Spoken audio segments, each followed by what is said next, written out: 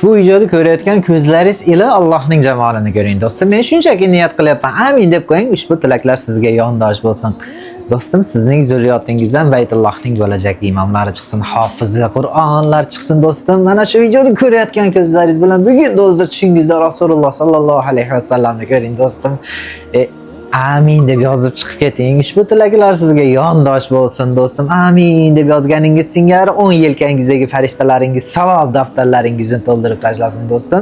Nomai amal daftaringiz 10 yelkangizdan 10 tomoningizdan berilsin do'stim. Qarang, kitoblarimizni nihoyatda zo'ridan olib keltirganmiz. Ya'ni kim? 4 buyuk sahoba.